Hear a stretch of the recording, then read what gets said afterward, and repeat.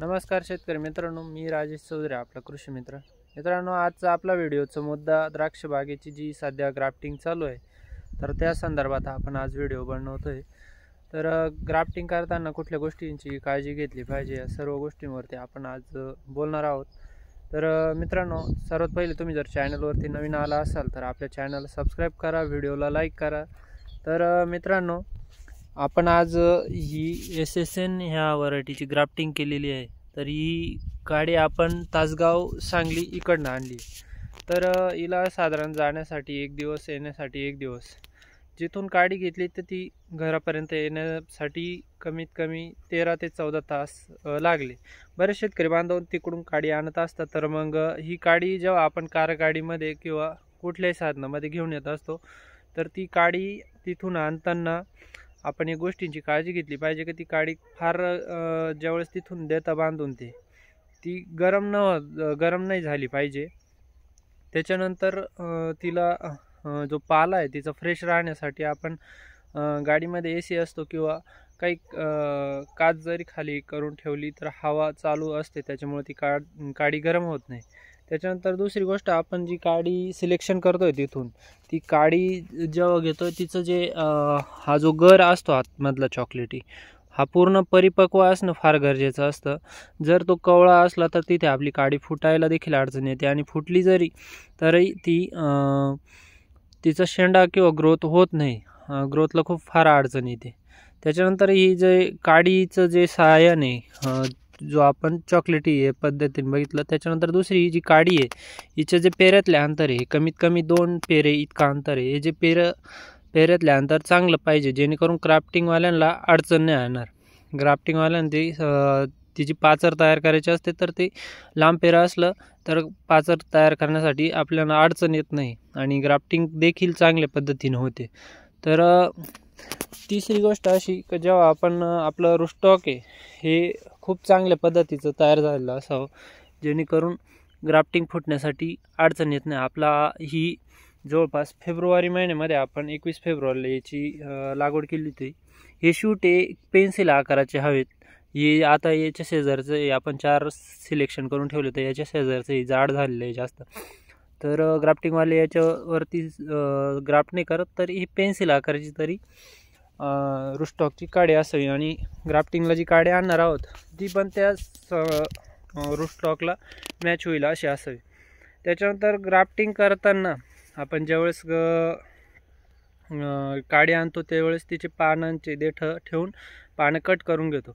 ती काडी जेव्हा आपण कट करू त्यावेळेस ती एक 10 लिटर पाण्यामध्ये चांगल्या कंपनीचं 22 टीन आणि त्याच्यामध्ये 6BA 10 ते 20 ppm इतका जर घेतला आणि त्याच्यामध्ये ही काडी बुडून घ्यायची आहे. त्याच्यानंतर जे ग्राफ्टिंगवाले येतात ते ग्राफ्टिंगवाल्यांची जे साहित्य आहे ते सुद्धा आपण त्या बुरशीनाशकामध्ये बुडून घेतले पाहिजे, जेणेकरून ते दुसऱ्या वावरामधून इकडे आपल्या वावरातले काडीवरती त्यांचा वापर केला जातो, तर त्यांचं देखील काम चांगलं होईल. आणि काडी जी 6BAच्या द्रावणात जर बुडवली तर 6BA काय करतं, त्याच्यात पेशी विभाजन करण्याचं काम असतं, आणि ती जी जखम आहे ग्राफ्टिंग आहे ती फास्ट भरण्यासाठी तिथं आपल्याला काम होतं त्याचं 6BAचं. त्याच्यानंतर तिसरी गोष्ट अशी, जे माणसं आपण ग्राफ्टिंगसाठी बोलवतोय ते माणसं खूप अनुभवी पाहिजे. त्यांना कमीत कमी 5 ते 6 वर्षांचा अनुभव असला तर ग्राफ्टिंग आपली सक्सेस होते. म्हणजे त्यांना भरपूर रानामध्ये ते ग्राफ्टिंग करत फिरत असतात, मग त्यांचा ग्राफ्टिंग करता करता अनुभव वाढत असतो. तर अशा अनुभवी लोकांनाच आपण आपली ग्राफ्टिंगसाठी बोलवलं पाहिजे, जेणेकरून आपली सर्व झाडं एकसारखे फुटले पाहिजे. जर अनुभवी नसले तर मग आपल्याला फार अडचण येतात. काही 10 झाडांमध्ये 2 ते 3 झाडं फेल जातात. असं जर झालं तर आपल्या प्लॉटमध्ये खूप सारं व्हेरिएशन होतं. तर हे व्हेरिएशन न होण्यासाठी आपण हे पद्धतीनं जर नियोजन केलं तर फारच सोप्या पद्धतीनं आपल्याला काम होईल आपलं. आणि चौथी गोष्ट अशी की आपण ज्या वेळेस हे ग्राफ्टिंग करतोय त्यावेळेस ही ग्राफ्टिंग सक्सेस झालं आहे कशा पद्धतीनं आपण ओळखू शकतो, ही एक गोष्ट आहे. तेव्हा जेव्हा आपण ग्राफ्टिंग झालं त्याच्या दुसऱ्या दिवशी आपण प्लॉटमध्ये आल्यानंतर अशा पद्धतीने इथं जर पाणी निघायला लागलं या काडीतून तर ही ग्राफ्टिंग सक्सेस आहे असं आपण समजू शकतो मित्रांनो. तर यानंतर आपण ज्या काही काड्या ठेवलेल्या असतात 4 रूट स्टॉकला त्यातले 2 ग्राफ्ट केले जातात, 2 तशाच असतात. त्यावर त्या काड्यांचे आपण शेंडे जर मारून ठेवले, आता याच्याप्रती 2 ते 3च पानं यांचा शेंडा जर मारून ठेवला तर आपल्याला त्याचा जो फुटण्यासाठी ग्राफ्टिंगचा तर तो इकडे असेल. तर आपण हे ठेवू शकतो. त्याच्यानंतर एक तुम्हाला जर कट करायचं असेल हे शूट 2 तर ते बाकीचे ते देखील कट करू शकता.